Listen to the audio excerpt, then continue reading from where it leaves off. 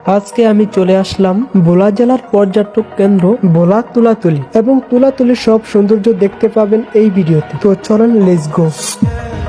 তো ফাইনালি আমরা রওনা দিলাম ভোলা তুলাতুলির উদ্দেশ্যে এবং বর্তমানে আমরা আছি ভোলা বাংলা বাজার। তো আমরা বাংলা বাজার দেখতে পাইলাম বীরশ্রেষ্ঠ মোস্তফা কামাল জাদুঘর এবং বাজারের ভিতরে শত শত অটো পার্কিং করে রাখা। আমরা বাংলা বাজার পাড়িয়ে চলে আসলাম ভোলা বাস স্ট্যান্ড। তো ভোলা বাস স্ট্যান্ড থেকে ফাইনালি আমরা অবশেষে চলে আসলাম ভোলা সদরে। তো এখন আমরা ভোলা সদর থেকে রওনা দিব তুলাতুলির উদ্দেশ্যে। অবশেষে চলে আসলাম আমরা তুলাতুলিতে এবং আমরা ভিতরে ঢোকার জন্য আমাদের কাছ থেকে টিকিট নেওয়া হয়েছে 20 টাকা করে। তো আমরা ভিতরে ঢোকার পর সুন্দর একটি ভিউ দেখতে পাই। তো আমরা পার্কের ভিতরে দেখতে পেলাম পুরো পার্কটি জাউ গাছ দিয়ে সাজানো এবং পার্কটি দেখতে খুব সুন্দর, পাশে মেঘনা নদী, সব মিলিয়ে আমার কাছে খুব ভালো লাগতেছে। তো আমরা সবাই মিলে পার্কের ভিতরে ঢুকতে লাগলাম এবং ঢোকার পর দেখতে পেলাম পুরো পার্কটি সাজানো গোছানো এবং পরিষ্কার পরিচ্ছন্ন। এবং আপনাদের যদি এরকম সুন্দর ভিউ উপভোগ করতে হয় তাহলে আসতে হবে আপনাদের ভোলা তুলাতুলিতে এবং আপনারা আসার পর দেখতে পাবেন সুন্দর একটি প্রাকৃতিক সৌন্দর্য এবং হালকা বাতাস,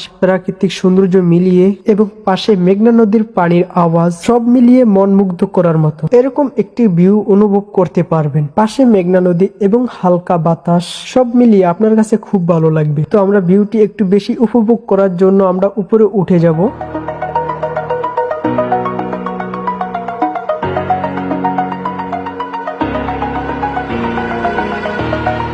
Over the edge, feel like I'm floating. তো উপরে ওঠার পর আমরা একটি সুন্দর ভিউ দেখতে পাই এবং ভিউটি মন মুগ্ধ করার মতো। উপর থেকে আপনি পুরো পার্কটি সুন্দর করে দেখতে পাবেন, কিছুটা ড্রোনের মতো দেখতে পাবেন। এরকম একটি সুন্দর মুহূর্তে এসে পানি